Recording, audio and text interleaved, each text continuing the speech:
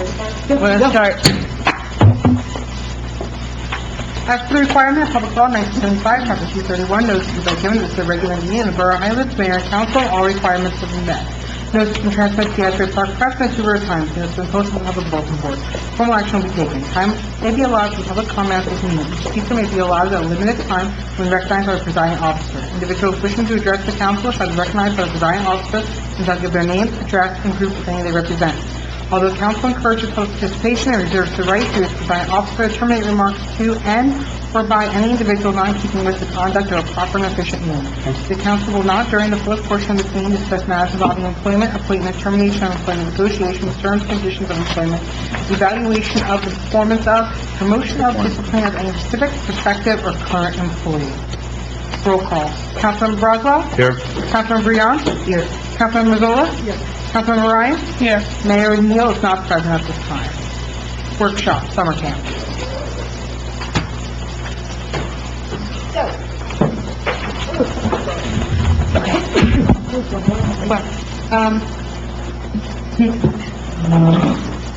I have multiple chairs here. My multiple hats. Okay, so I sent out an email in regard to summer camp and our fees and the structure of the summer camp and how we wanted to change it up a tad bit from last year and the prior years.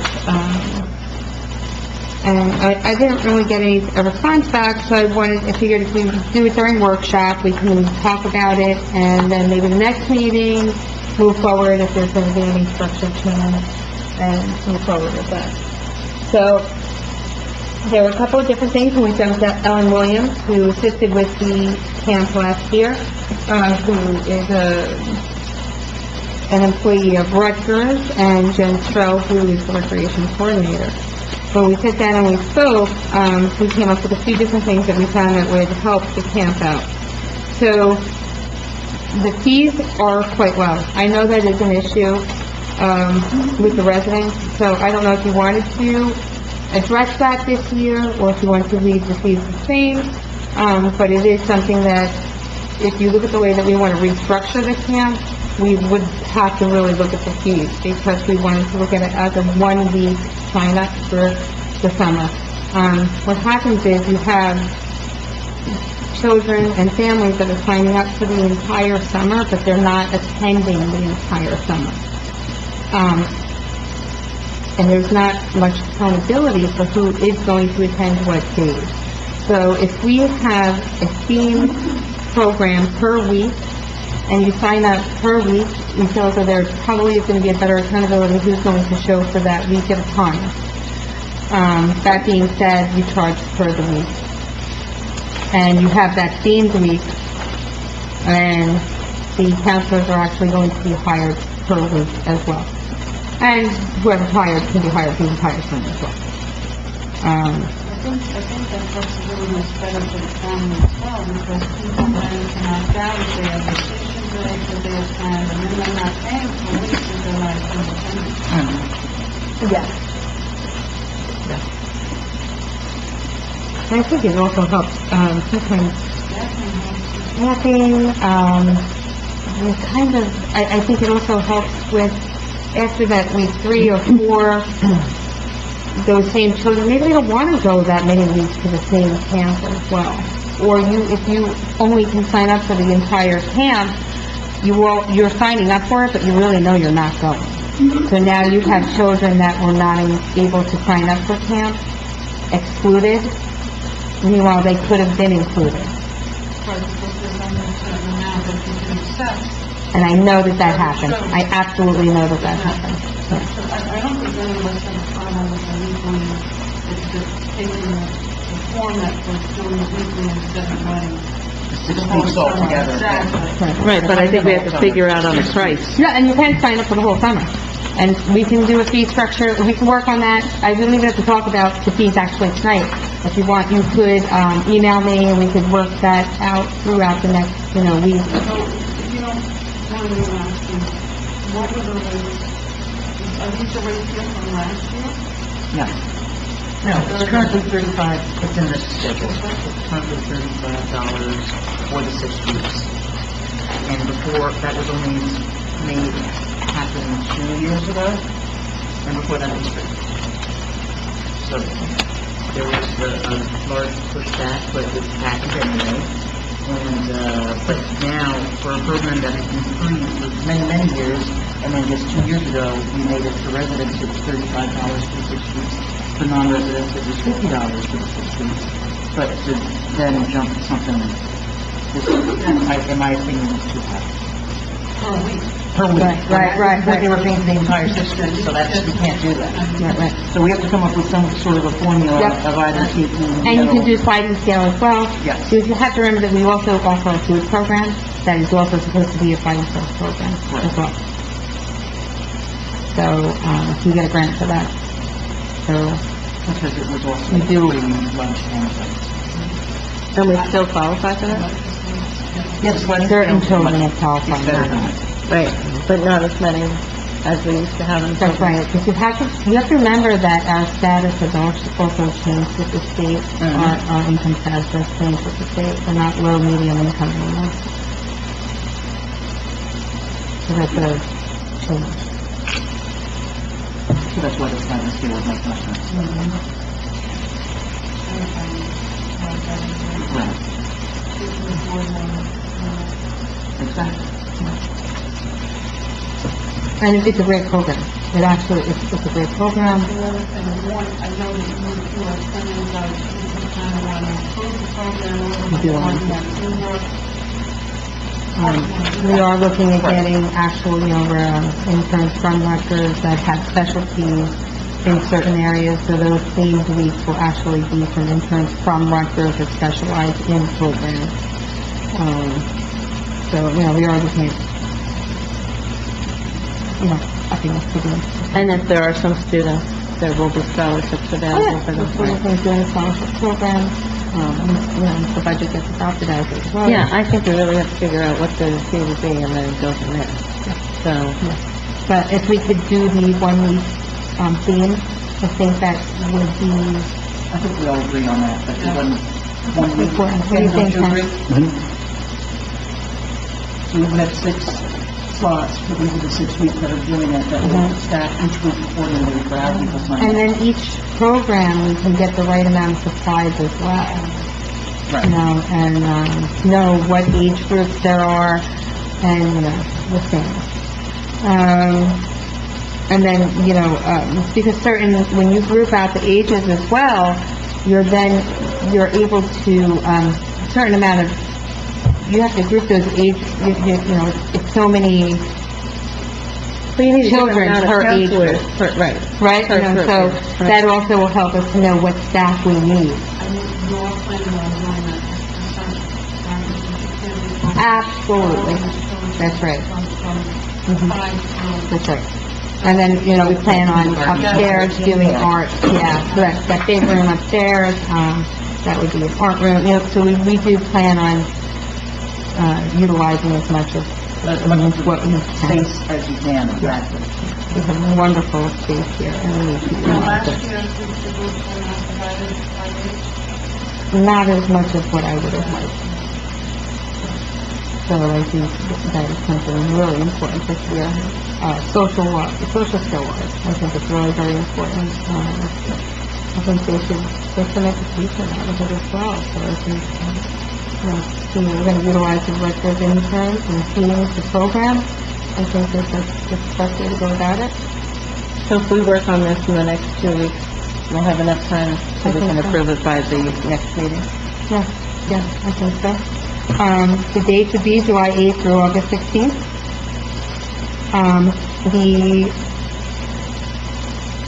The times would be 8 a.m. to 2 p.m. for, the workers. The camp hours would be 8:30 to 1:30. We would offer extended care hours from 1:30 to 3:30 if needed. And you have to remember that sick time leave act has now taken, you have to take that into consideration. There's a lot of different things to take into consideration this year that we really didn't have to take into consideration last year. And as the minimum wage. Yeah, that's what I was gonna say, the minimum wage stuff, right? So that all is something that we're gonna have to take into consideration going forward. I've been asked by a couple of, two parents, that they are both working, if there would be a possibility to get the hours until 6, once you get home. That they wouldn't have to fill that gap of trying to find somebody who wants to take between 3:30 and 6. That's a, I mean, it's an interesting thing, and something that we should think about, to see if we get probably that can covered. get the workers, and if people are willing to pay, I mean, if, you know, if they're working, then it's gotta be something that has, I mean, it shouldn't be the burden of the taxpayer to pay for No, absolutely childcare. not. I'm just saying. Anything that, and that's where we were, right, so that's where the extended care hours really have to pay to have the workers here. And, yeah, that's something we can And that would be something that... we can maybe do a double extended, so it would be, you have a 1:30 to 3:30 option and a 3:30 to maybe, You need fewer employees, but there would be the requirement of the number of staff to, right, and you have to go Yeah, by your ratio. minimum age person, so like if you're required, if you're required, one person for every 5, 6-year-olds or something like that, that's the requirement of it. Right. So it goes by your minimum age. so that What you are the can- ages the camp's open to? What was that? What are the ages? It's gonna be, kindergarten through. So then, and then it would be counselor and training. Yeah, we're gonna see a junior CIT counselors, program. right. oh, is that what CIT is? I didn't know that. Yeah, counselor and training. That way the older child has something to do here during the day, but has a responsibility. And then that's also that teacher worker that you have moving forward in a couple of years.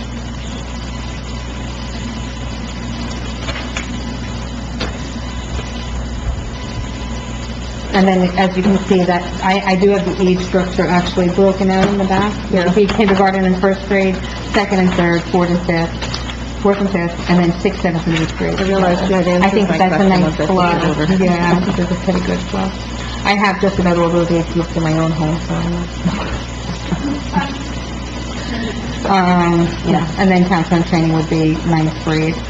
And then we could also work it that, I'm gonna, Andy, is there a minimum wage for a counselor in training, on the spot? I know, so on the spot right now.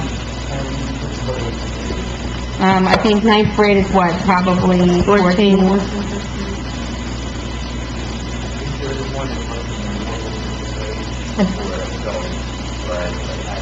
I think it's like, yeah, I think it's like, Wouldn't this counselor and training get to camp? It's free. So they would that be could get a considered- deduction, Wouldn't that be considered almost? like a barter type of deal. Exactly. My children, I have paid for my children to go into a counselor and training You do? program. Yeah, like through the Y and stuff, like, yeah, you actually do, it's an actually a training program. You can't compare No, this no, to I'm the not Y. saying, I'm not saying that we should, I'm just saying. Yeah, you do, you do. Yes. And then we figured it would be 120 campers on the lower level, 20 on the upper. When are we planning registration to start? That's Yeah, I think it would be, why we need to move on this. that's right, it would be May 2nd. I think that would be- What do you need from us to get this going? The next meeting, I need to be able to set that fee schedule and everything in motion, that's why I have the ordinance down, so that way you can look up the ordinance. That way Andy could rewrite that ordinance. So, Define that as an ordinance, that sets a fee that has to be looked into, and then it will require That's how it is. It always takes... I know. But we can start registration. so that's why we need to, like, yeah, it needs to be next meeting, and then the following meeting be adopted.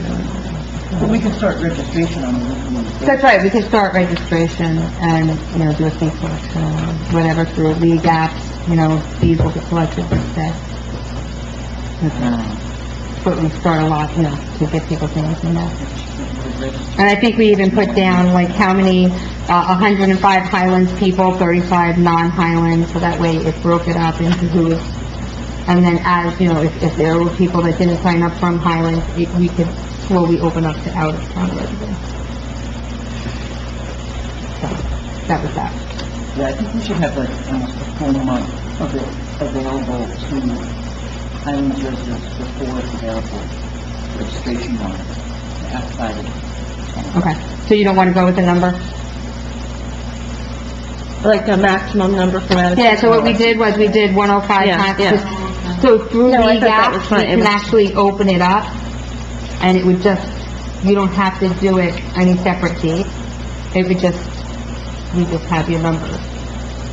Right, but then once, some time should expire, and if there's still space on... Then you can then, Residents, there's space, then you you can open it then up to the extend. outside. Right, and then you can announce that through social media. Social media, Nixle it, whatever it is.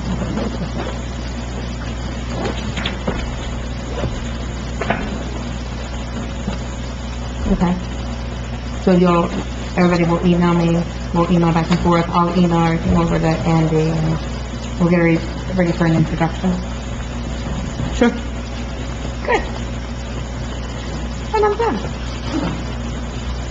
I did also include, if you got it, I did include like a Hazlet, just so you get an idea of what, what they're paying over.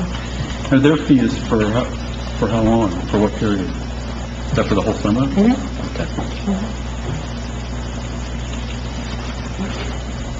Actually, that 35 that is currently in the ordinance was for 2 children. Was that If I'm for not one? mistaken. No, I thought it was No, 50 for it's two. one, and then 55 for two. Yeah, I thought it was 35 for one and 50, it Yeah, was at least 50 for two. yeah, I think it was 35 for one, 55 for two, and if you're out of town, 55, 65 for two. 11? I think we should work on close on time. Yep. That's No, it is the 35 for first the two? first 2, and then like 10 or 15 for each I additional. don't know, I have something so like that. many kids, that's, Yeah, so it's... I know the next one. Well, when you have to register the Brady's on. And I think it was 10 or 15. That's what I thought. So it was 50 or 55 for the outside residents for the first 2.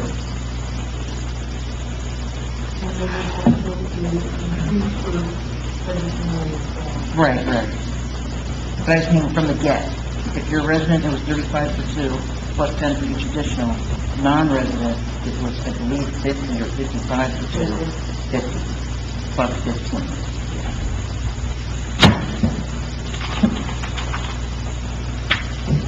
Okay. All right, so that's all something to think about now that we all have the numbers.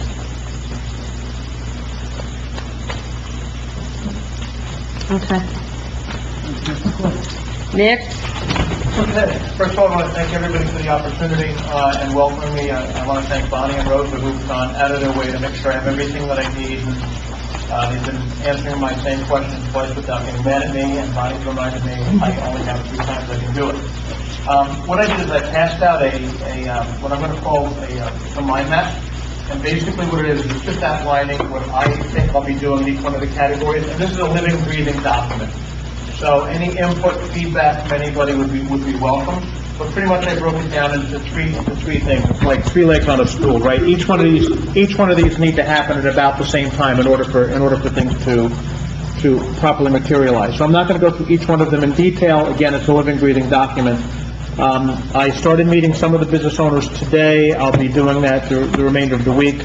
I'm excited. I'm going to be meeting with Miranda and Chris and some of the things that they've been doing. And my objective is to talk to as many people as possible, be as objective as possible. I have no passion, pride, or prejudice. So to get as much information as I possibly can so I can make the proper recommendations. At the same time, be transparent through the entire process. So I broke it down into development, community, and current businesses. There is no inventory right now of any vacant properties and things like that. So pretty much that's going to take a little bit of time to compile some stuff that I'm going to need. But I'll keep you posted how that's going. And this document, if everybody's okay with it, I'll just keep adding to this so you can see where I am in each one of these layers, if that makes sense. And at this point, if anybody's got any questions, I'd be more than happy to answer.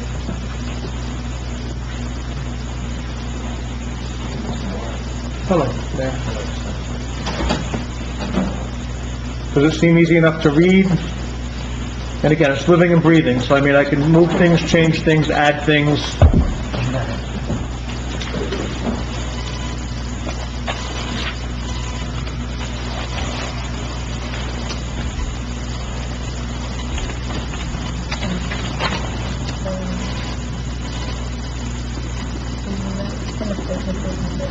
Yes, I met some of the businesses today. I rode around the hills this morning. I spent time with you on Monday.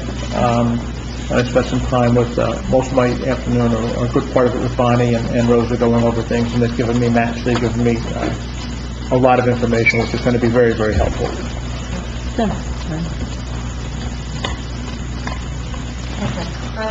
How do you think that it's going to be the easiest way for you to reach out to the residents?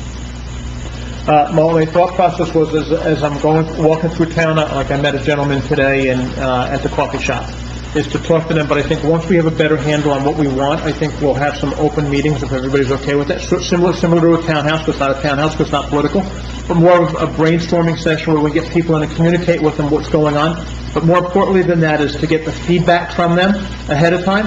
So this way here, we're including as many people as we possibly can. I think everybody needs to be included, no matter how crazy an idea might be. And I know some of it's going to be venting of things that happened in the past, and we'll just take that and we'll just weigh it however we possibly can. What I'd like to do is, spend the next week or two just learning what's going on, if you will, and then actually have regular scheduled meetings, whether it's going to be here or at one of the schools. I mean, I don't know what the venues are, but almost have like an open house and say, look, every second Wednesday or fourth Wednesday after I meet with Miranda and Chris and find out what the temperature is have a regular scheduled meeting so people will always know what's going on. We can always give them an update, and this process is going to be moving the entire time. Priorities are going to shift the entire time.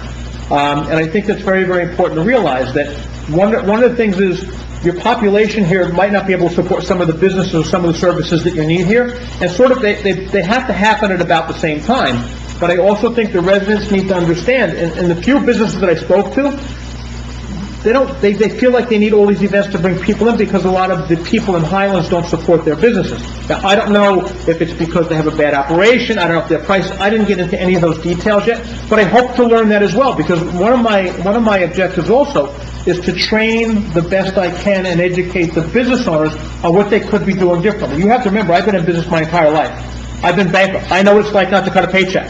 So I can empathize with what they have. So, having a simple thing after I meet with Chris and Miranda. Maybe we do a Facebook or a social media workshop. Bring as many people as we can, because if our goal is to get our message out as much as we can, and I think everybody agrees communication is bad for nobody's reason, but I think if people understand what the process is, and that Facebook is different than Twitter, which is different than Instagram, those are different audiences, those are different messages. You can say, I want to eat a hamburger 3 different ways. One is, I like hamburgers. One is, I want a hamburger, and I'm here for a hamburger. So you can talk about the same thing 3 different ways. So it's those types of things. And again, I want to get as many people involved in the process as possible. I know that was a little long-winded, Kim, but did that answer your question?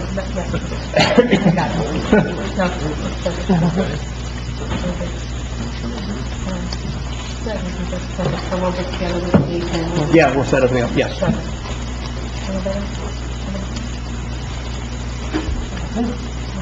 Okay, you have my emails if you got any questions, comments.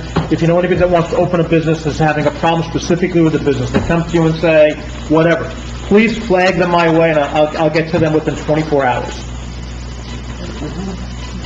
Okay? That's fine, I'm around, yeah, no problem. No problem at all.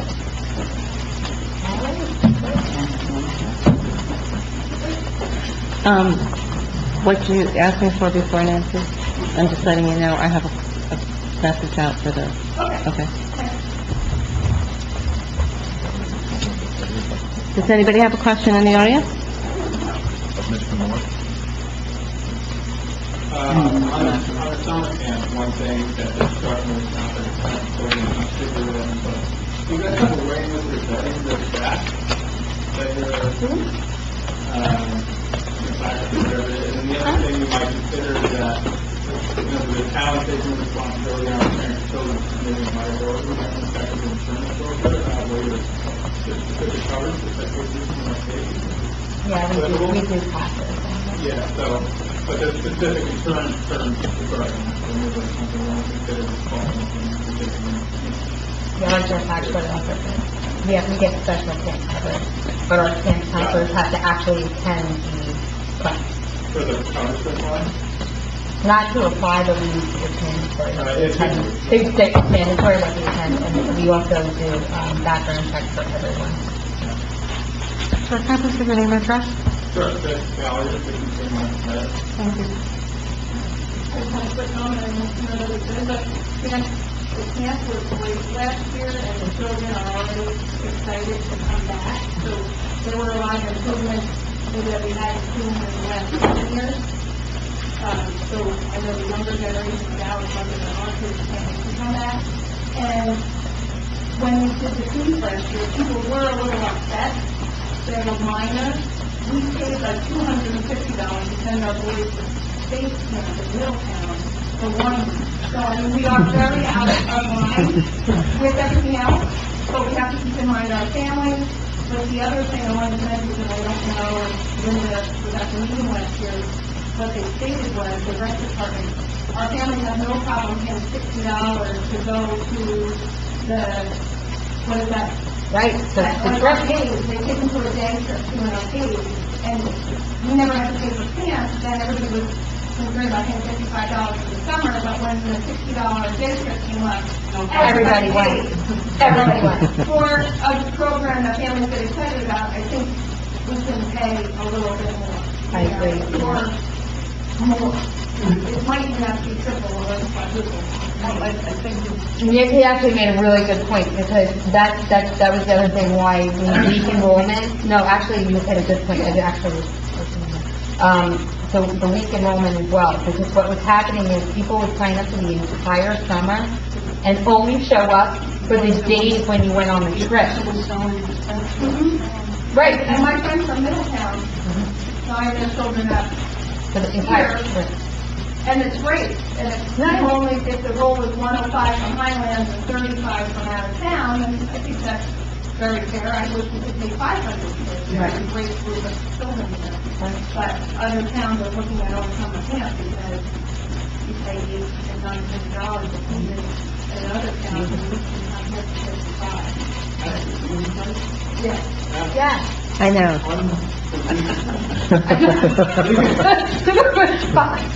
I know, I mean, And lunch and breakfast and lunch. Breakfast and lunch. When I look at these fees and think back to when I spent my girlfriend, I gotta tell you, I remember my stepkids going to Long Branch to the camp, that one of them, and paid $3,000 a season 25 years ago, so... Right. Just feel confident, do fair and honest pricing, That's right. because it's a great program. Well, and that's what we discussed, the sliding scale, because there are people that are too, you've got two people working, and they can't, you don't want the kids to be sitting at the, sitting on the street. They want to be engaged. But you have people that would sign up for the summer, Exactly. not show up, and only show up on the days where it would be a trip, but the trip would be $40, and they would show up and pay for that $40 trip. And we go away for a week, so I think a week, I totally support the week thing. Yeah. Whatever you come up with fee-wise, and put more into my own inventory, Thank you. He was looking for you today. I was looking for you today. You had to sign up. I'll stop by tomorrow morning. Okay. Okay? Thank you. All right. Thank you. All right, I'll make a okay, motion to go to exec. I'll second. All in favor? Aye. Aye. Resolution to enter into executive session, whereas the Public Meeting Act, Public Law 1975, Chapter 231 permits the exclusion of the public from the meeting in certain circumstances. And whereas the governing body is of the opinion that certain circumstances presently exist, and whereas the governing body wishes to discuss attorney-client privilege, new FCC rules for small wireless facilities, fees, personnel, employment termination appeal. Minutes will be kept, and with the matter involving that confidentiality no longer requires that confidentiality. The minutes will be made public. Now therefore be resolved, the mayor council go into executive session to discuss the above mentioned items of public exclusion in the meeting. Which was Councilman Braun, second was Councilman Ryan, all were in favor. Executive session was entered into at 7:04 p.m. As for the requirement of Public Law 1975, Chapter 231, notice is hereby given that this is a regular meeting of the Borough of Highlands, Mayor and Council, all requirements have been met. Notice has been transmitted to the Asbury Park Press and the Troubadour Times. Notice has been posted on the Public Bulletin Board. Formal action will be taken. Time may be allotted for public comment at this meeting. Each speaker may be allotted a limited time when recognized by the presiding officer. Individuals wishing to address the council should be recognized by the presiding officer and shall give their name, address, and group, if any, they represent. Although the council encourages public participation, reserves the right to the presiding officer to terminate remarks to and/or by any individual not in keeping with the conduct of a proper and efficient meeting. The council will not, during the public portion of this meeting, discuss matters involving employment, appointment, termination of employment, negotiations, terms and conditions of employment, evaluation of the performance of, promotion, or discipline of any specific, prospective, or current employee. And please stand for the Pledge of Allegiance. Pledge allegiance to the flag of the United States of America, and to the republic for which it stands, one nation, under God, indivisible, with liberty and justice for all. Roll call. Councilmember Broswell. He's in the back room. Somebody was here. Councilmember Breon. Here. Councilmember Mazzola. Here. Councilmember Ryan. Here. Mayor O'Neill. Here. Consent agenda. Approve Resolution 19-105, approve payment of the bills. Resolution 19-106, authorize refund of taxes. Resolution 19-107, supporting the 2019 distracted driving crackdown, August 1st to 21st, 2019. Resolution 19-108, support multiple sclerosis society's coast-to-coast bike MS ride. Resolution 19-109, authorize purchase of vehicle. Resolution 19-110, authorize refund of street opening deposits. Do I have a motion on the consent agenda? I'll make it. I'll second. Roll call.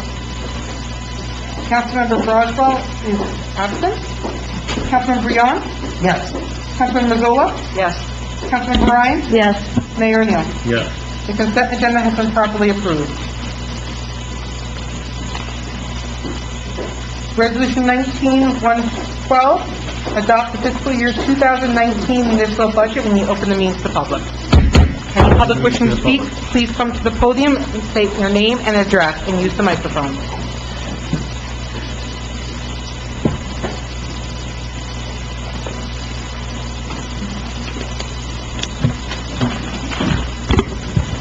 Kim Skorka, Short Drive. I'm going to ask everybody to bear with me. In years past, I usually go through this with the borough admin or the council members who have been on the budget committee. In years past, I got a lot of wishy-washy answers, and it's my opinion that if you watch the pennies, the dollars will watch themselves.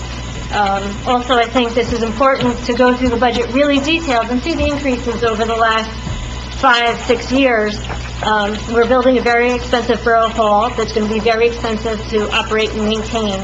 And I think the council and the administration owes it to the taxpayers to start being fiscally conservative now, because our spending is only going to be going up in the future. I can't see us having escalating tax increases. It's only going to negatively impact our market values, and we're going to have trouble bringing people into town to actually invest in businesses in their homes if we just keep jacking the taxes up. The lease of borough property, that's a revenue item. We collected $148,000 last year, but we only budget $100,000. Was there anything in particular that happened that's not going to happen again? Go ahead. Yeah, we only have a agreement that equals to the 100,000. There was rent reserve that was collected from a prior year. That's why you'll see the additional amount. Okay. Right, and Kim, can I comment to your opening statement there? Okay, I think it's real important that everyone understand this. This budget is presented with a zero tax increase, okay? And looking over the last 3 years, we've had tax increases of 1.7 cents over the 3 years cumulative. So having, the year before I got here, we had over a 10-cent increase in 1 year. So I think this administration has really drilled down on the budget. I spoke to every single council person up here, with the administrator, trying to make sure that we hold taxes stable. In the last 3 years, 1.7 cents is pretty darn good. It's about the best I've seen out there. But with that, please continue. Okay. Can you tell me, because we, based on the 2018 budget, which is how you strike the tax rate, and the 2019 budget, there's roughly a $200,000 increase in revenue. Is that due to all the new Pulse homes that have come onto the tax rolls? Pretty much, the tax rate struck by taking the amount to be raised by taxes, which is up $138,000 over last year, and we divide that number by the new assessed values in the town, and that's how we come up with the rate, and the rate comes out to be the same as that of last year. Okay. so clearly the assessed values went up. Is that due to Pulte coming on to next role? Yep, raising houses, sure, yep, that's good. Thank you. Under assessment of taxes, you budget $62,000, but last year we only spent 30, and in years prior, we usually spend between $20,000 and $30,000. Why do we always budget so much extra?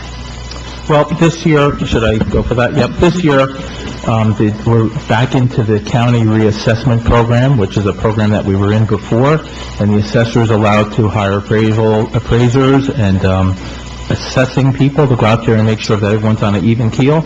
It's my understanding that about 3/5 of the town has been reassessed, and the remaining parts have not been. So we're back into the program, and we're trying to get everyone back to the regular values in the town. And prior to that, we kind of had some values that were assessed at 100% and some that were assessed at like 60%. So this is going to put everyone on an even keel, which is the correct way to go. Okay, our legal services are up. They've almost doubled since 2013. I'm going to urge the council and the administration to try and start doing things correctly so that we don't have to rely on legal services unless absolutely necessary. A $24,000 increase over last year, which is almost 12%, is a bit much, in my opinion. Our engineering services went up almost 13% from last year. Can you explain why? Valley Street is closed. We have a lot of improvements going on in town, and that's really a direct result of that.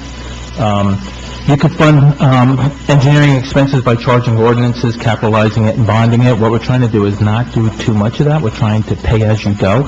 So the budget reflects more projects that we're trying to do currently, and that's the reason for the increase. Okay.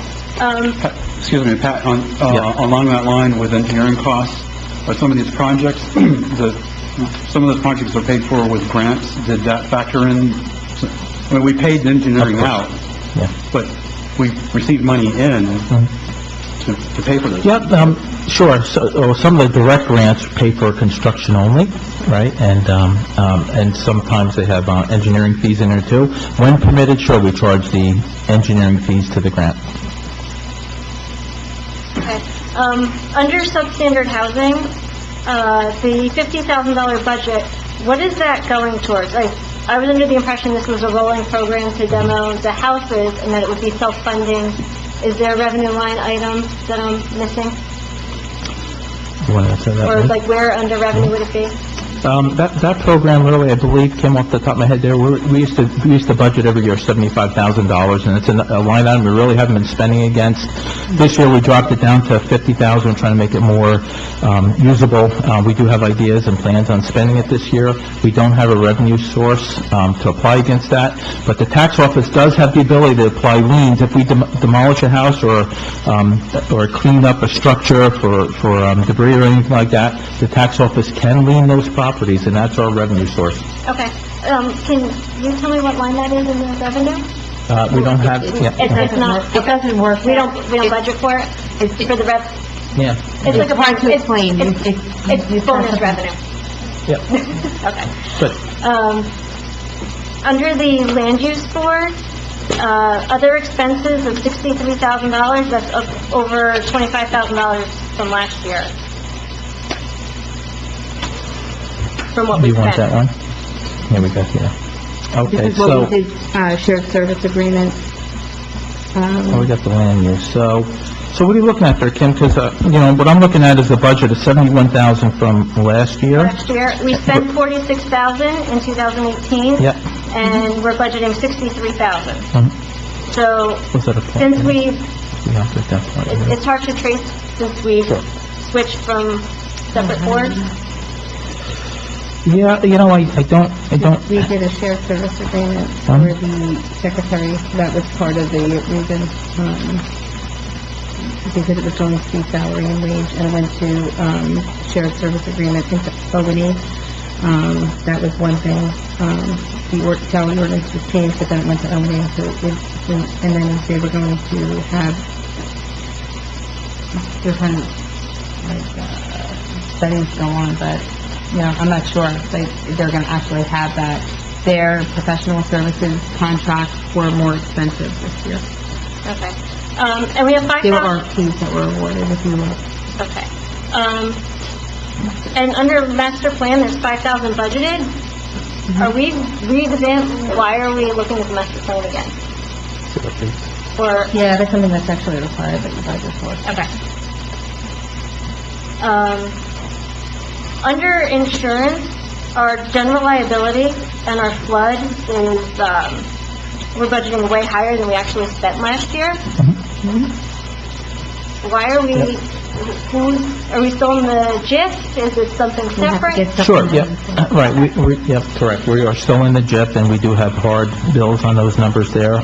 Kim, we do always budget a little extra above what the premiums are, because sometimes, bills come at us, so when we build a budget, you can't build it short. You always have to build a little over, and that account is set up, to handle if something comes up during the year, that's a claim or something that we have to pay a deductible or something coming up. So that number, it's a little flexible in there, so it's not just the premium amount, it's the premium plus any potential future claims. Okay, so we have a pretty high deductible for flood insurance, since we only spent rounding $10,000 last year, and we're budgeting 35 this year. Yeah. Under employee group insurance, it's up $80,000, and I'm just curious why that is when we're downsizing our staff and outsourcing. Well, that's one of our larger line items, and I'm kind of glad you brought that up, actually, because this administration here looks at different ways of reducing those costs. Right now, the budget's set at those numbers, because that's the premiums that we currently pay, but I can tell you that we're always looking at other policies and other direction that we can go to help bring these premiums down, and there's some things in the hopper that's still being worked out by the legal department. But right now, that's the number we're using. Okay. Under dispatch, salaries and wages, are we going to outsource that? Are we still in discussion? We're still in discussion. Okay. I'm trying to get some of the...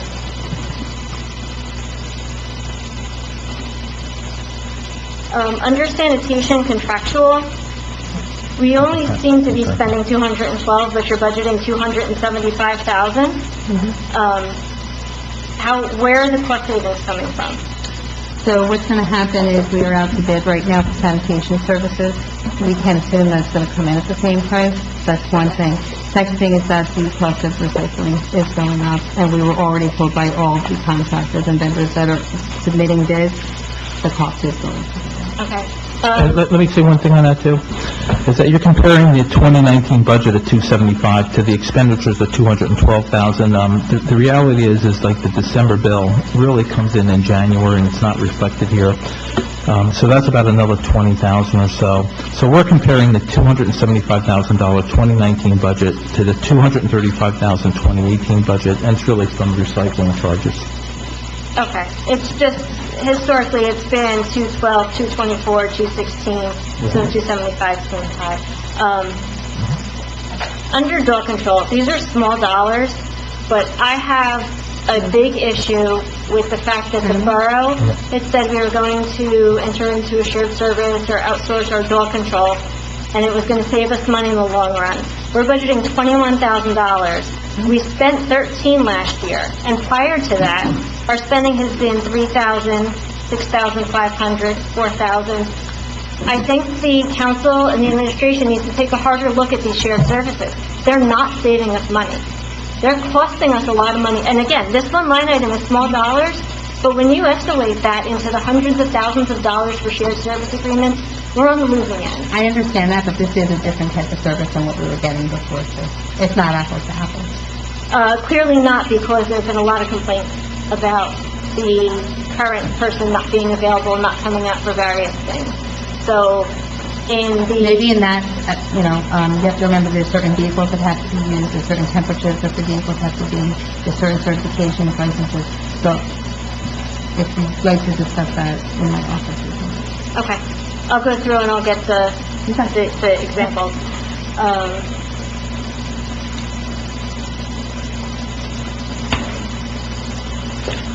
Under utilities,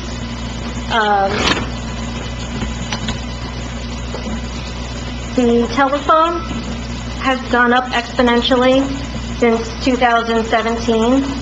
It went from 24,000 to 34,000, and now we're budgeting 40,000. Why is our communication escalating so much? Telephone costs have went up.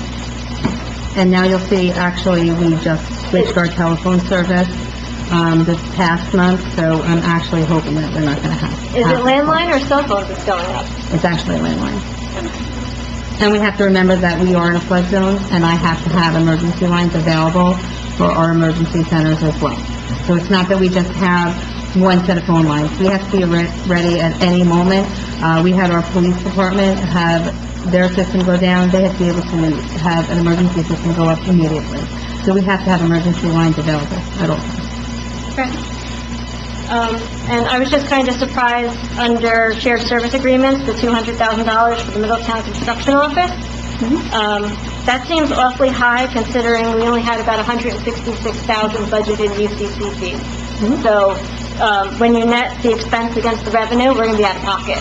We're not, because we also collect our zoning, fees as well, and we also collect our construction fees, and our flood zone fees to this extent as well. Okay. So those fees appear under fees and permits as a revenue line item, Kim? Okay. So they're there. Okay, thank you. Thank you. Anybody else, or is everybody pretty much satisfied with that?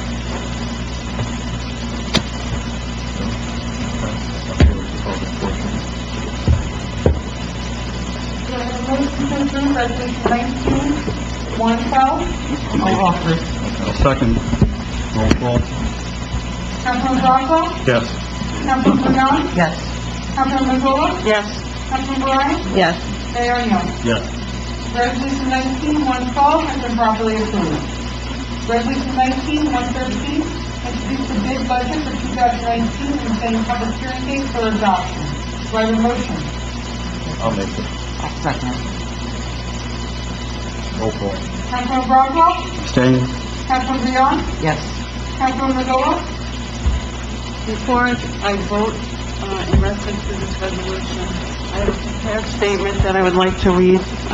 It's important to me that the public understand where I stand in regards to the HBP and the matter that's been before this council for quite a while. I have seen the chaos that revolves around the HBP carry over from the last council to our current council. I saw it from the other side of the table, and I see it now as a council member. The issue continues to divide us and members of the public. The result of this division is bad behavior from both sides of the argument, and we need to be better than this, as a governing body, as neighbors, and as people. Residents deserve more, and quite frankly, this issue is taking up too much time and effort. Both sides have valid points. However, in my view, the HPP doesn't make a concentrated effort to embrace all the businesses who are paying the mandatory tax. The atmosphere surrounding the HPP doesn't appear to be one of inclusiveness, but rather exclusivity. During the times that the HPP required support at council meetings, the same businesses attended and spoke out. Many have not stood up on the HBP's behalf. Why? Instead of focusing on those who are coming forward, why aren't we focusing on those who aren't? The absence of many businesses during this time is stark. I support growth and celebrate the successes of Highlands businesses, but we need more, much more, and we can't afford to stand still. Some think I am anti-business, but this is far from the truth. I support Highlands Business Improvement District as a mechanism to increase economic and civic value, but we need to embrace the entire business community and make more of an effort to promote an atmosphere that is all-inclusive by reaching out to those who are silent and seemingly unrepresented. It is my hope that the incoming Economic Development Officer, Cliff Moore, will help us bridge this gap. As the assigned district management company of the bid, the HBP is tasked with the economic development of our business district. According to the New Jersey Department of Community Affairs website, and I quote, "A district management company needs to proactively recruit new businesses. It needs to plan for a specific mix of retailers and restaurants rather than sit by and wait to see what comes along. And it needs to market itself based on its economic and other assets as well as its vision." End quote.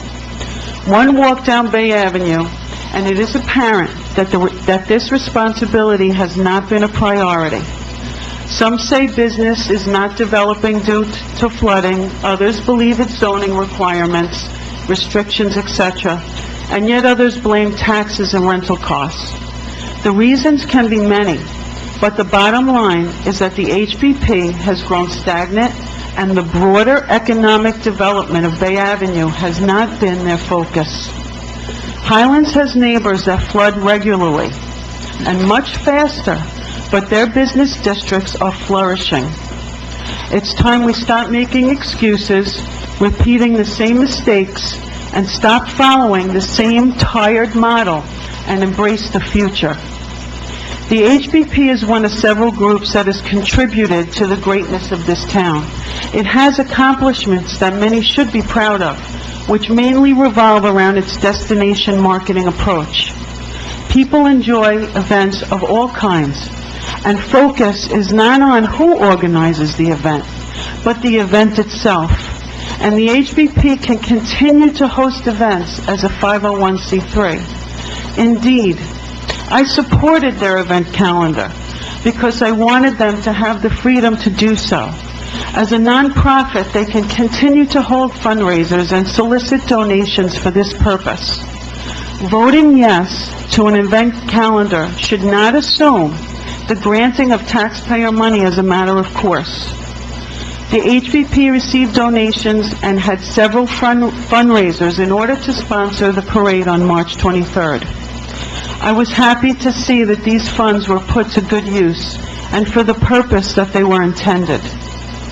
Having reviewed the November 23rd, 2009 Downtown Business Assistance Team report, which was the product of deep concern of the bid at that time, it's evident that we are still experiencing the same fragmented relationship between the borough and the HBP that was mentioned in that report.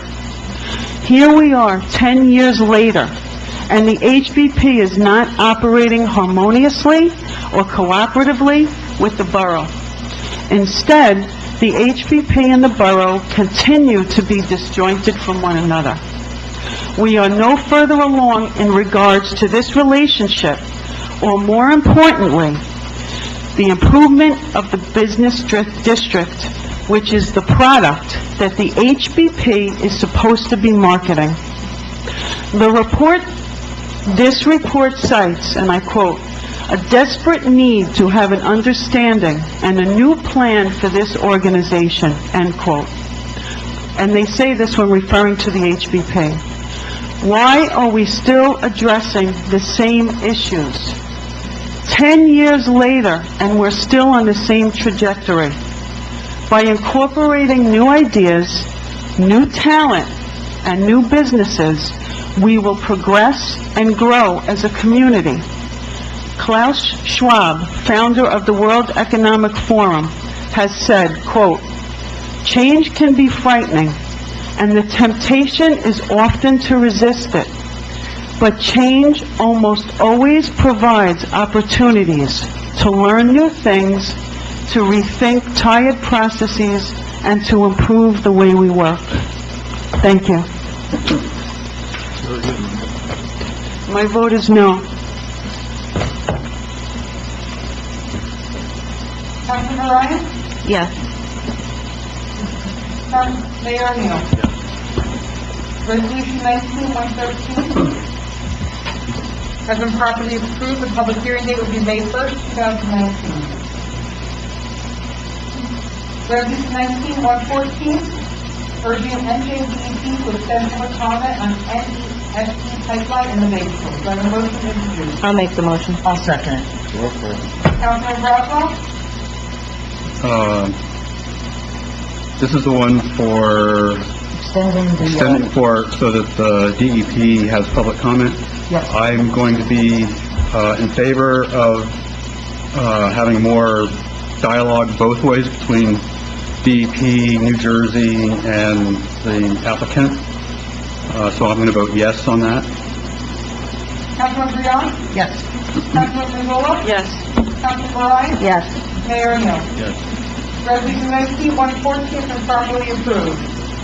Resolution 19-115, opposed the NEST pipeline and urge NJDEP to conduct a public hearing. I'll offer it. I'll second. Roll call. Councilman Roswell? After reading two different reports, one of them by the Federal Energy Regulatory Commission, which was also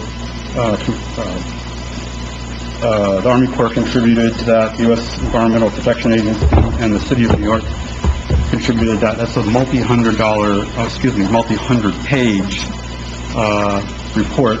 I read certain excerpts from it.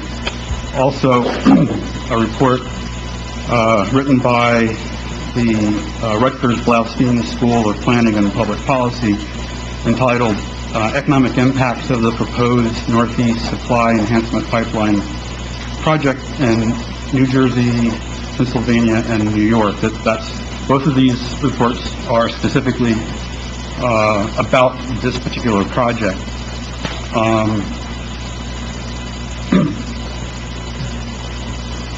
I have read very, very detailed and extremely excruciating detail that in some cases are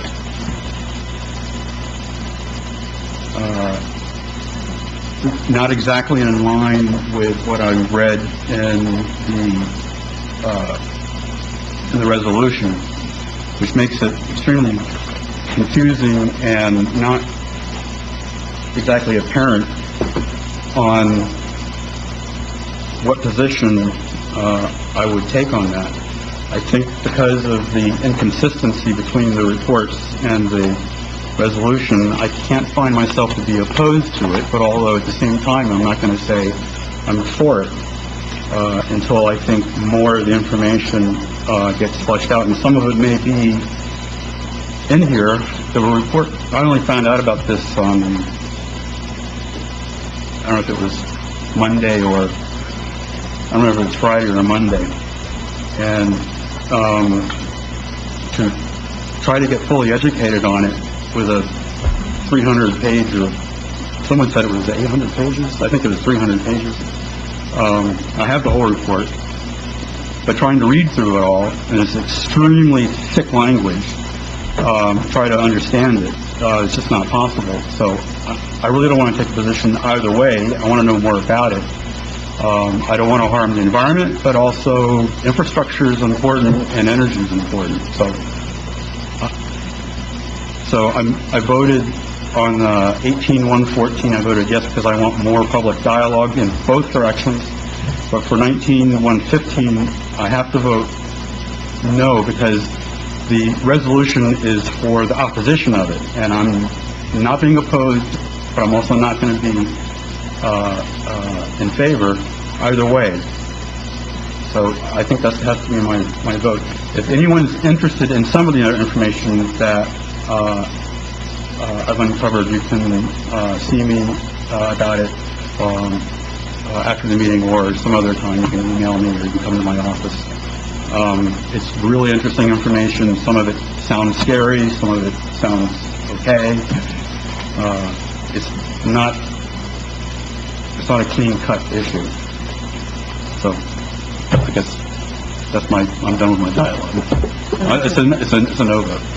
Councilman Breon? Yes. Councilman Mazzola? Yes. Councilman Ryan? Yes. Mayor Neal? Yes. Resolution 19-115 is properly approved. Ordinance, introduction and first reading, authorize the Ordinance 1908, authorizing extension of time to adopt district management corporation budget for 2019. Do I have a motion to introduce ordinance 1908? I'll make it. I'll second. Roll call. Councilman Roswell? Abstain? Councilman Leon? Yes. Councilman Revola? No. Councilman Ryan? Yes. Mayor O'Neill? Yes. Ordinance 1903 has been properly introduced. The public hearing will be on April 17th. 1908. 1908, Madam Clerk. 1908. Other business. Excuse me. I gotta go. My one's coming right to the... Okay. Thanks, guys.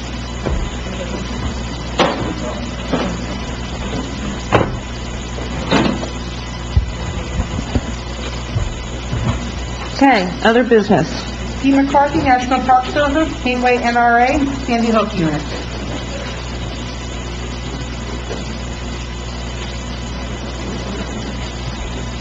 Good evening, folks. On behalf of the National Park Service, I'd like to thank you all for having me this evening. I've come to speak for a few minutes about Gateway National Recreation Area's new regulations in regards to the ban of alcohol and tobacco from the beaches at Sandy Hook, as well as the Red Hills unit in Staten Island. However, in Sandy Hook, we are banning open containers of alcohol on the beach itself, and we are no longer permitting alcohol to be within the park. We've gone forward with this because we've run into, over the past 5 years, a market increase in alcohol-related incidences and arrests, where we felt that it was time that we follow suit with all of the other municipal and state and county parks along the shore in order to ensure the safety of both our visitors and our employees. At this time, if anybody has any questions, I'd be more than glad to answer them for you. Okay? Folks, thank you very much for your time. I appreciate it. Thank you for coming out. Thank you for all you do. Yes. Okay, administrators report. Good evening. I just wanted to let everyone know that the borough is still currently meeting with the DCA and Seabright about the feasibility studies about various departments with the shared services. We are continuing to meet, compile different reports, and as I get more information, we will meet about that, but we are still compiling different numbers and reports for those studies. Between this month and last month, we had 3 meetings with the architect in regards to the new municipal building. We're still going over different schematics, and keeping the costs down to the best minimum that we can. I wanted to thank the Baymen's Association for attending the Clean the Ocean Action press conference in regard to the pipeline that we spoke about tonight in Belford, because this will be an impact to our local climbers. I do want to recognize tonight that the borough was awarded, with the assistance of CME, the NJDOT grant award for $225,000. This would be for the Cornwall Storm Drainage Program that we submitted for, and the project is currently in the design phase. So that's good news for that area of town. The FEMA municipal building project, I did want to let the residents and council know that we are currently at $1.787 million for the number that we are receiving from FEMA for the municipal building as a receivable. Could you just explain to everyone what the Category B items are? So that is for the Category E project, meaning that is for the rebuild of for the new building. And then what I'm trying to do now is incorporate the Category B items, which would be the emergency work that was done during the storm for like the first 90 days, but FEMA has realized that the town was just so highly impacted that they have extended that Category B to extend out to the Category E project, meaning that they're leaving that project live. That B and that E is running together, which will bring the project together for that municipal building to over a $2 million number, which is quite nice, because in the beginning, I think we were only talking a couple of $100,000 that FEMA was willing to give for our municipal building.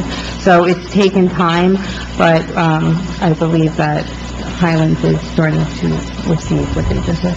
Kim, can you explain how resolving this with that agency will affect the removal and the demolition of the current building?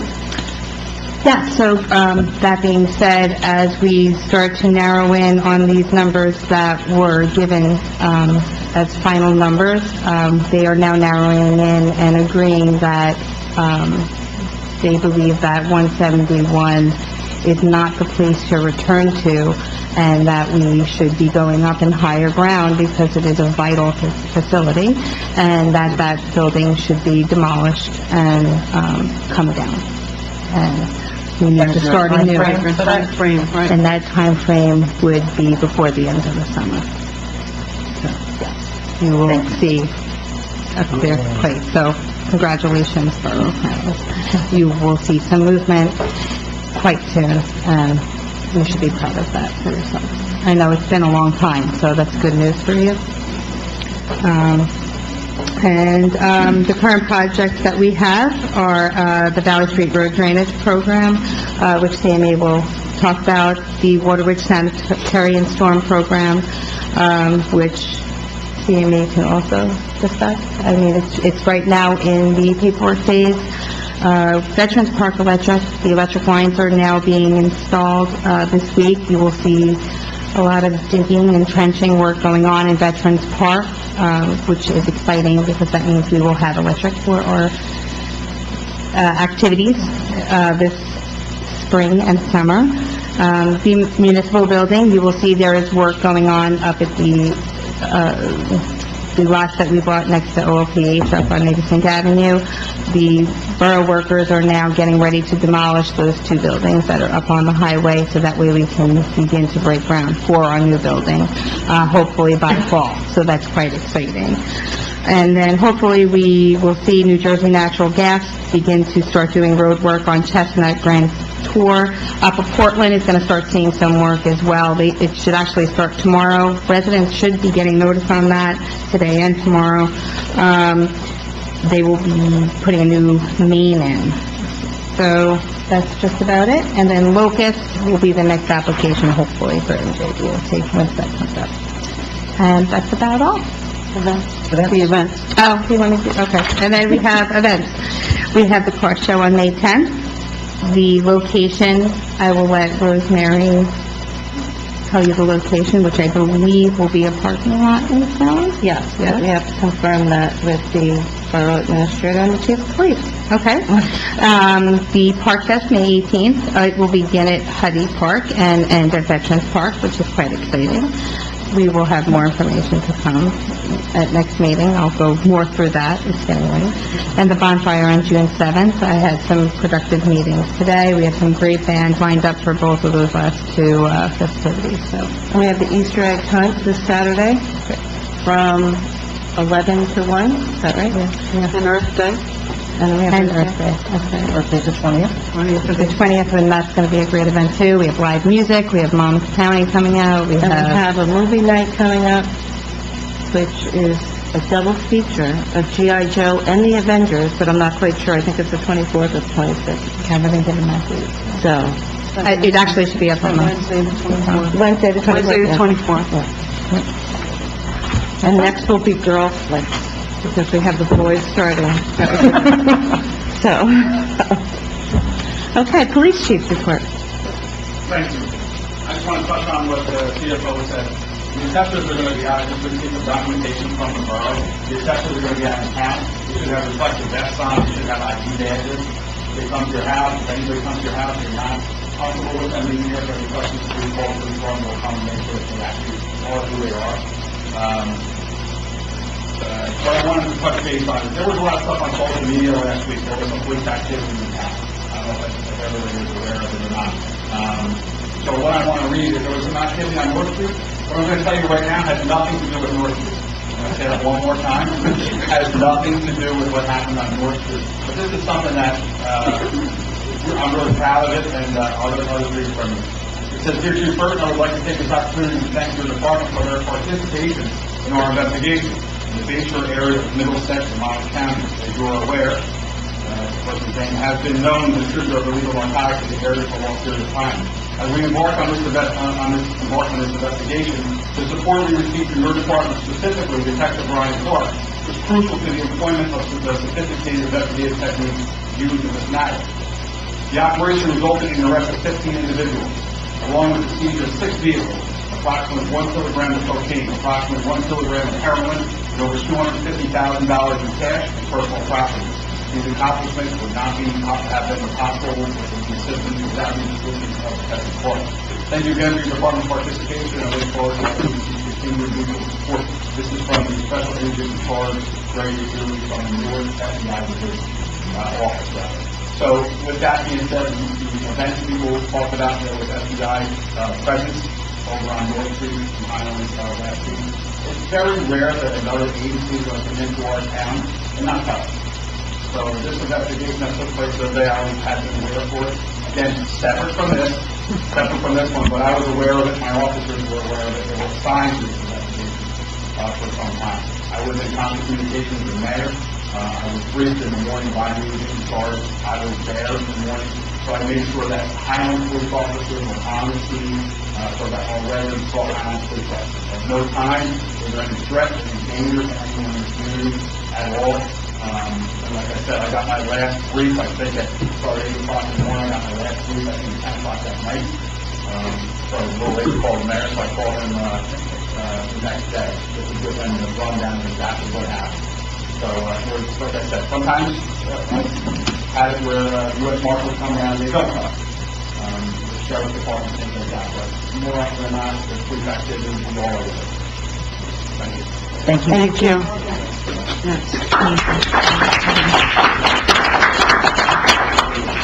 Engineers report. Thank you. I'll be brief.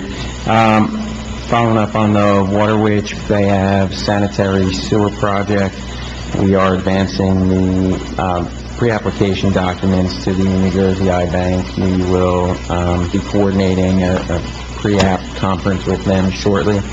That will get the financial portion of the project moving ahead. Simultaneously, we do a flow monitoring setup throughout the borough within the project limits that are anticipated at this time to lay the groundwork for us to understand how the system is working and what improvements need to be incorporated into the overall design. I'll be reporting on that periodically as that project advances. Quick update on Valley. You'll see New Jersey American Water's contractor out on the site. I think they were there very late tonight. The detour was still in effect around 7 o'clock tonight. They're wrapping up the full replacement of the water main and services throughout the project limits of Valley. The borough's contractor, Underground Utilities, has completed the storm sewer trunk line from the pump station up to 5th, and they're closing in on the intersection of 4th Ave at this point. So the trunk line will be done on 2 blocks, with 2 more blocks remaining. So that's progressing nicely. As soon as the storm is done and the potable water system is fully replaced, we'll be focusing on cleaning up the site, doing the flat work, concrete, and paving. I am still looking at a mid-June closeout date for that. Thank you. Public comments. Cindy?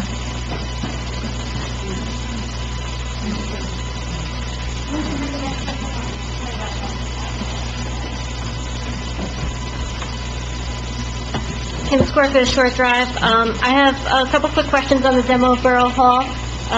Is FEMA paying for that? I wasn't clear. We're not clear yet. Well, okay. That's part of the capacity that we're still in the negotiation. Okay. And is there any opportunity to recycle anything, like the bricks or the concrete? I know most of the inside's probably done.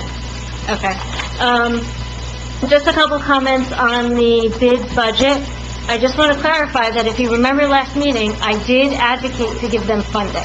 There's a lot of people saying that I did not. I advocated to give them funding, just not what they're asking for. And I'm going to say the same thing again.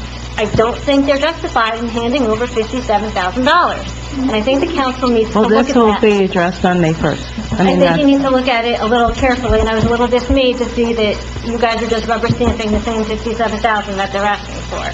Well, it's 54,300. Sorry, $54,700. They were asking They didn't ask for that. 73. Yeah. Right, and you cut, and then the ordinance cut it off at 3/4, so you're just rubber stamping 3/4.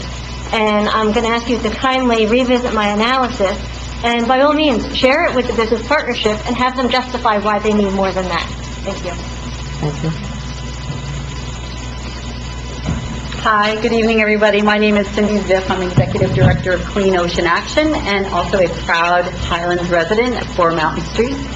I want to thank the council tonight for taking the action on the Nessie pipeline issue. It's a very, very serious threat to our Bayshore community. For those of you that don't know, it's a nearly 24-mile pipeline that'll slice the bay in half to bring an incremental, and that's right from the application, an incremental amount of natural gas to New York. New Jersey benefits not one iota of the project, and it will resuspend 1 million tons of toxic mud that's been buried in the sediments from when we were really abusing the Raritan Bay and discharging 700,000 gallons of drilling fluid into the bay. As was mentioned, the clammers are clamoring for there to be a stop to this, and it was wonderful that Administrator Gonzalez was able to join us representing Highlands at a press conference where a number of the clammers showed up. The commercial fishermen in Belfort showed up. The mayors of Aberdeen and Union Beach showed up. We now have opposition from many other towns, Keyport, Kingsburg. The entire Bayshore is unifying against this project. I recognize the councilman's concerns and being just, this has been really, the Bayshore has been blindsided by this project. There really hasn't been a lot of opportunity for public review and comment. And I'm very happy to say that the DEP has heard you, and very late this afternoon, we got a call from the DEP. They are going to extend the comment period to May 2nd. It was going to end on April 17th, but May 2nd, and they don't know whether or not they're going to give us a public hearing. So Clean Ocean Action is going to host a citizens' public hearing on April 10th at the Atlantic Highlands Senior Center from 4:30 to 9, where citizens can come, and we will have a professional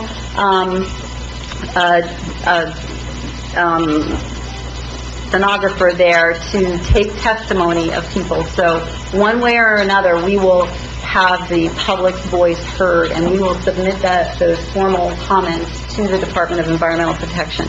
And should the department decide to give us a public hearing, we will use that opportunity to share the facts and share all the information that we've documented from the almost 800-page final environmental impact study. I will share with the council the facts where within the environmental impact study those numbers are specifically noted. The 1 million tons of sediment. They're not calling it contaminant. They're recognizing there are contaminants, but they're not saying it's toxic. But these are toxic chemicals, PCBs, dioxins, hydrochemicals. These are very serious threats, and we've worked so hard to clean up Raritan Bay. And now the clams that are coming out of Seabright are the pride of New Jersey, and people highly sought after. And New York doesn't have these high-quality clams. They made some decisions in the past, and so now the Jersey clams are the ones that are being, really celebrated, and that's something to really continue and not threaten in any way. So if anybody has any questions, I'm happy to stay till the end and answer them. Can I ask just a quick question? If you could please send us the link for the public comments section for the DEP's website, 'cause I'm sure you've got it Yes. like this, instead of us Yeah, yeah, looking oh, for it. sure, for sure. And then that way we can get it out on the website so that people, whether they're on one side or the other, Right. just that our residents have a handy way to just click on that link and add their voice. That would be, I will definitely do that, and as well as providing you the background information on where we got the information that we told. And I would only like to add, for events, April 13th is the beach week, and you can join us at Pompamora, and, you know, we've enjoyed hosting a beach week here for many, many years, and it's wonderful. And just, a lot of people confuse us. I want to just be clear. Clean Ocean Action does not go door to door. There's a group called Clean Water Action that sometimes goes door to door. We are Clean Ocean Action. I know it's confusing, but I just wanted to clarify because the patrolman had mentioned, you know, people going door to door, and it just occurred to me that, you know, I just want to clarify that, and we don't go door to door. We just focus on bringing people together with facts, and if I can answer any questions, as I said at the end, by all means. So again, thank you very much for supporting the bay and the ocean and opposing this horrible project, and we hope to, you know, see you hopefully at the April 10th citizen hearing. Thank you for coming out. Thank you. Thank you so much.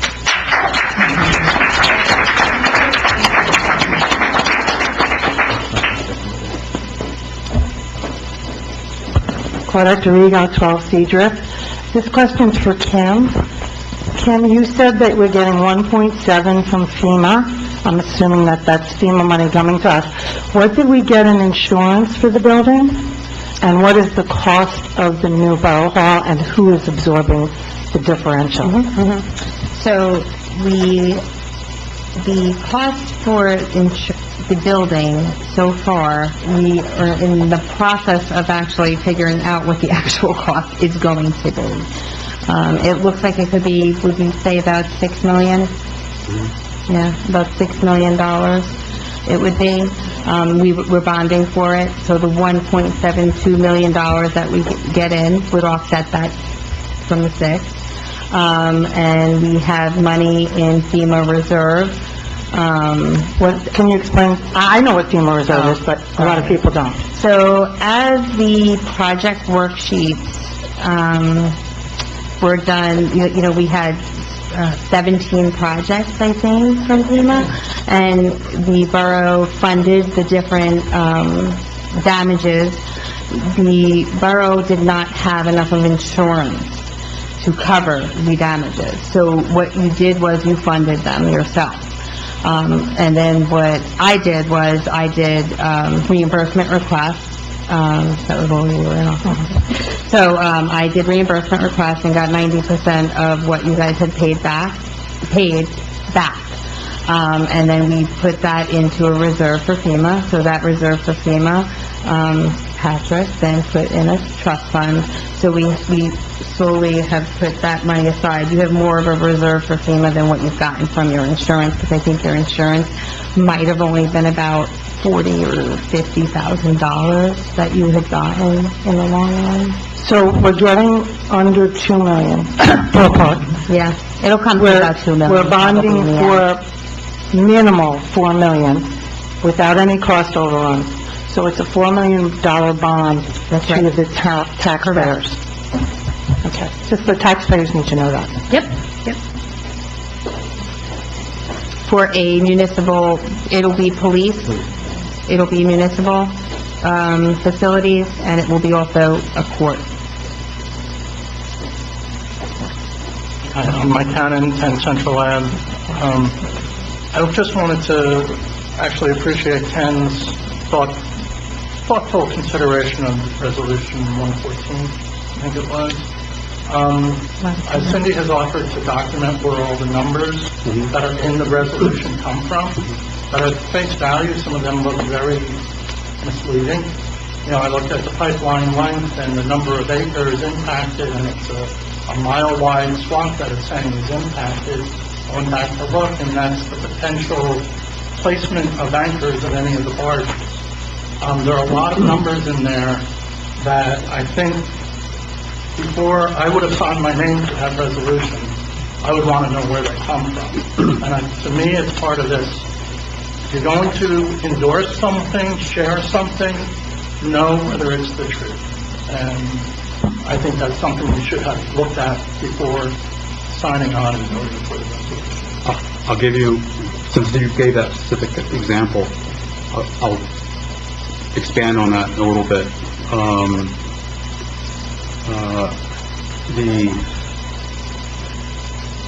The Raritan Bay, which is where a lot of this project is going to run, but it happens to be that most of it is going to be in New York waters. Very little of it is in New Jersey waters. But the Raritan Bay is 108 square miles, which comes out to 69,000 and change acres. When you look at the area that's going to be affected by trenching, and you compare that to the total area of Raritan Bay, which does not include Sandy Hook Bay or Lower New York Bay, and the project does extend beyond Raritan Bay, the area affected is only 0.82% of the bay. When I went back, I probably had about as much time as you did and looked up that it's really a 40-foot swath on average that... In some areas it was going to be 250. The trench is very narrow, but there's some area on either side. In some places it was 200 feet. A lot of it was going to be 100 feet. Some of it was very little because of the instrument that they used to do it. It sounds scary. It's definitely something that you gotta watch, because it could go wrong. It could go bad easy. But at the same time, I'm very familiar with infrastructure, and it's important because infrastructure is how all of us get the things that we want and need that make life comfortable for us. And this is part of it. And this little piece of it isn't delivering stuff that we need specifically, but there's infrastructure just like it that does bring us stuff that we need. And you don't want to just 86 it just because, but you also don't want to accept it just because. It's got to be done. It's got to be done right. And I would add to that the resolution opposes the entire NESE project, which is the Northeast Supply Enhancement, not just the Raritan Bay route, so there's much more to the project than just what's in Raritan Bay to bring gas over to the New York side of the bay. I just think that there are a lot of misleading statements in the resolution, and in the wanting to endorse honesty, I think that we need to make sure we all have looked at those statements and can own them.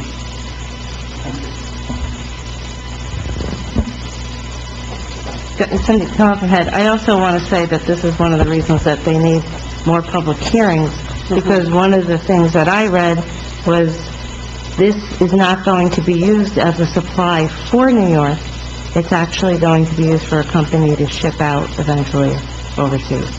So I think the more information that we get, the better, but this is originally and opposing it to extend time for public comment and questions. So, Cindy. Yeah, thank you. I certainly appreciate the comments and the challenge to our information. That's always good to cross-check and check, and I do agree that providing more time for public review and comment, Clean Ocean Action, for those of you that may not know, we have a staff attorney, we have a PhD scientist on staff that, work very hard to make sure that we provide factual information. And, the numbers that we have, which again, I will send to you, but I want to make sure that you're looking at the correct document. These numbers were from the final environmental impact study that was just released in February. And for example, the 3.5 million gallons of estuary water. We're talking about ecologically rich water that's filled with marine life, fish eggs, larvae, plankton, all the zooplankton, that's going to be treated with Core-Treat, which is a biocide that EPA says very specifically, it's a biocide of concern, and you should not put it in water. That's on the final environmental impact study, chapter 5, page 13. The 1 million tons of toxic sediment is in this final EIS on chapter 4, page 106. The disturbing of the 14,000 acres is in the executive summary on page 10, the drilling fluids. So we have the documents within, the sections within the document for which we have provided you this information. So we're happy to, again, as I said, we'll send it over to you.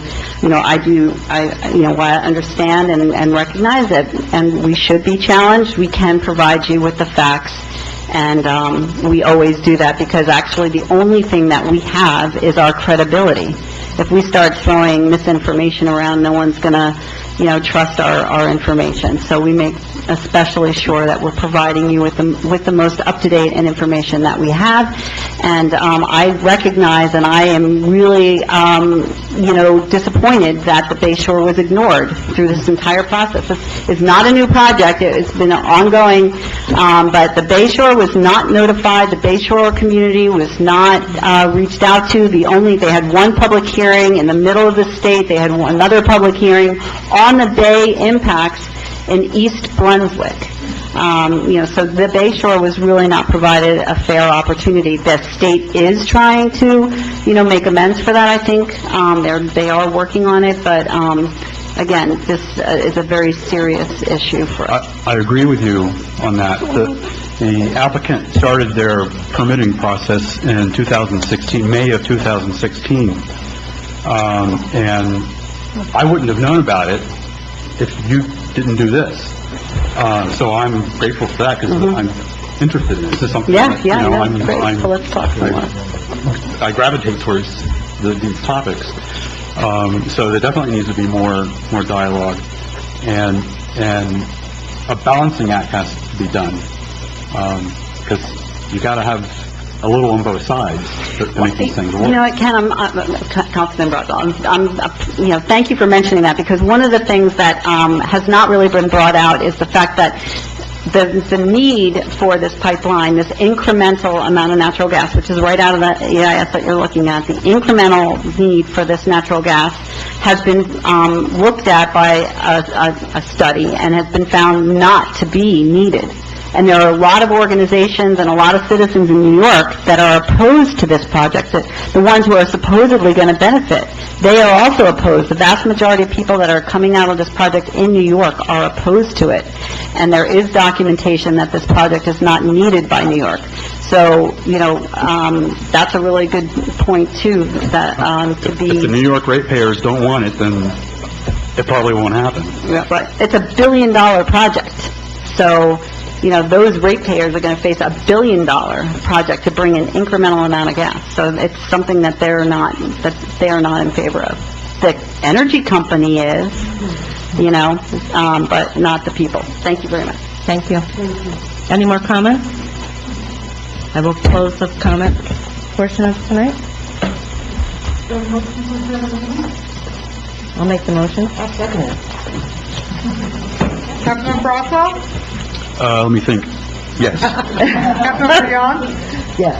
Councilman Mazzola? Yes. Councilman Ryan? Yes. Mayor Neal is absent. The meeting is adjourned at 9:18 p.m.